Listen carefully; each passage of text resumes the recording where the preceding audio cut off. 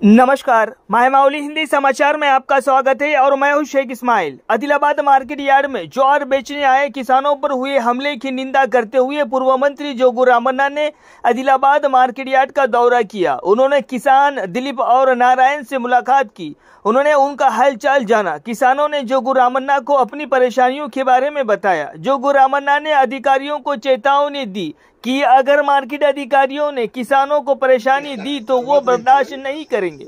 बाद में जोगू रामन्ना ने बात की। वो इस बात से नाराज थे कि कांग्रेस सरकार में किसान अब सुरक्षित नहीं है। उन्होंने कहा है कि कपास की फसल में बड़ी धोखाधड़ी का पर्दाफाश करना और फिर ज्वार किसानों को धोखा देना ये उचित नहीं है।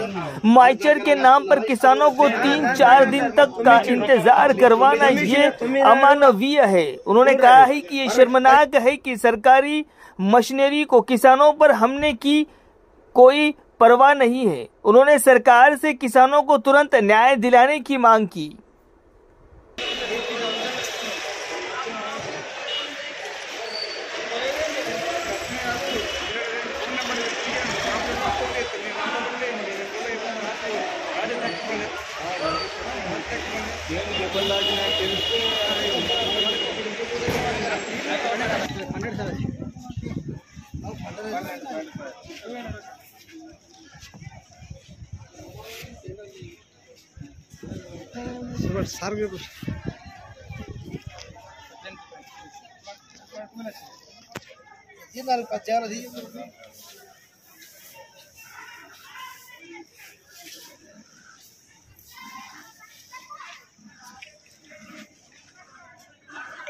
ప్రెస్ మిత్రులందరికీ పేరు పేరు నమస్కారాలు।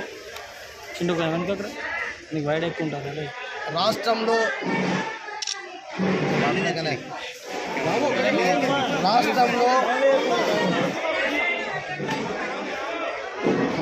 కాంగ్రెస్ పార్టీ ప్రభుత్వం వచ్చిన తర్వాత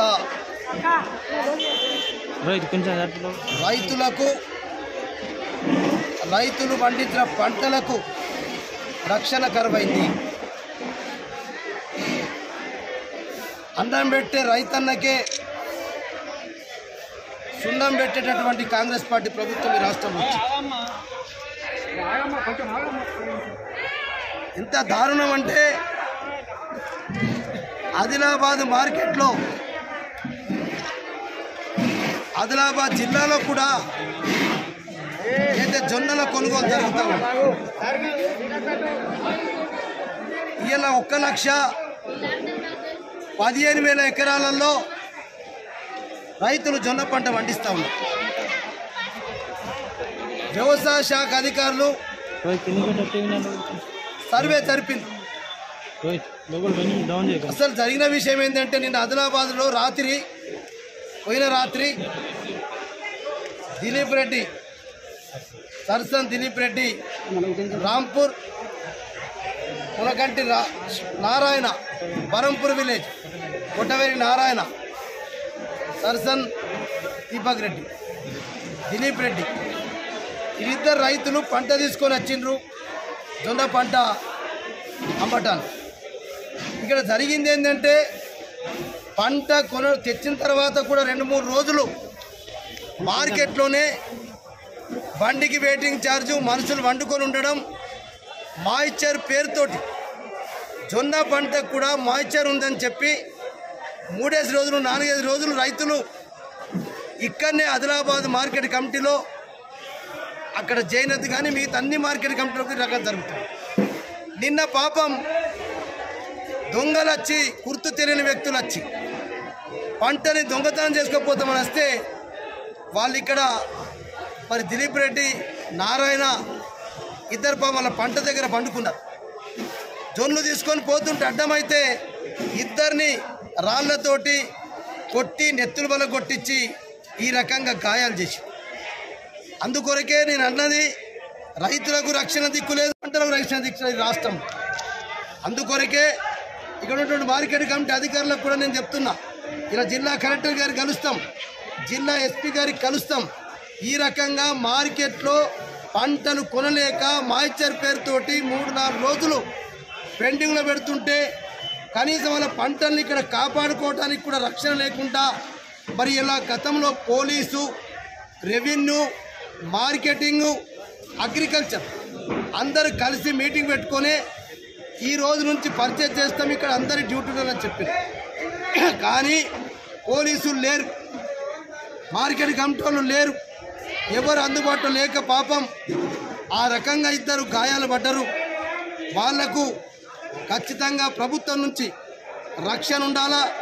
ఇక్కడ పోలీసులు ఖచ్చితంగా పెడతాం, ఎస్పీ కలుస్తాం, కలెక్టర్ కలుస్తాం 100% కూడా.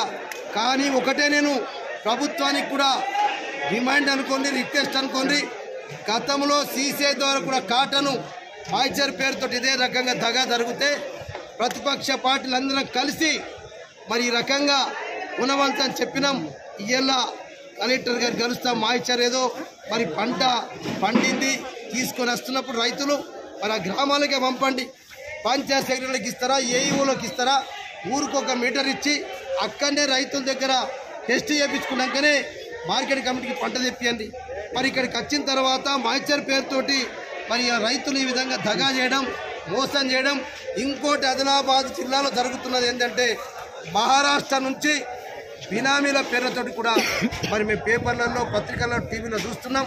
నిన్నగాక మొన్న తాంసీలో ఒక 120 కుంటలు కూడా సీజ్ చేసింది కూడా పత్రికలు చదివినాం. కాబట్టి ఈ రకంగా ఇంత సక్రమంగా సర్వే జరిపి వ్యవసాయ శాఖ వాళ్ళు మరి లిస్ట్ ఇచ్చిన తర్వాత కూడా షెడ్యూల్ ప్రకారంగా గ్రామస్తులు రాకపోవడం, కొందరు టేడర్లు వచ్చి మరి కొంత ఆఫీసర్లతోటి కొంత పైరవీలు చేసుకొని అప్పటిదప్పుడు వెళ్ళిపోతున్నారని చెప్పి కూడా మా రైతులందరూ కూడా రైతు సోదరుల దృష్టి తీసుకొచ్చిండు. దీని మీద కూడా పకడ్బందీగా యాక్షన్ తీసుకోమని చెప్పి కలెక్టర్ గారు చెప్తాం. ఈ జిల్లా రైతాంగానికి ఒకటే విజ్ఞప్తి చేస్తున్నా, మేమందరం ఉన్నాం. మేము ఇయ్యాల నాతో పాటు ఇప్పుడు లంక రాఘవ గారు కూడా వచ్చారు. మా బీఆర్ఎస్ పార్టీ నాయకులు అందరం కూడా, మా పట్టణాధ్యక్షుడు అజయ్ కానీ, మా ప్రహ్లాద్ మార్కెట్ కమిటీ మాజీ చైర్మన్, రాజు మార్కెట్ కమిటీ మాజీ చైర్మన్, మేమందరం కూడా రోజు ఒక డ్యూటీ వేసుకుంటాం. మేము కూడా రాత్రి ఇక్కడ కూడా మీతో వస్తాం. రాత్రి మీకు ప్రతిరోజు కూడా మేము ఒక టీం వర్క్ చేసుకొని ఒక్కొక్క టీం కూడా మీకు వచ్చి మేము అండగా ఉంటాం. పోలీసు వాళ్ళు ఖచ్చితంగా ఉంటారు, మేము ఉంటాం. దొంగ మాలు కూడా రాకుండా ప్రతిరోజు మరి మార్కెట్ కమిటీలో మా నిగ్రహాన్ని కూడా మేము కూడా ఒక 2-3 మా మనసుని కౌంటర్గా పెడతాం.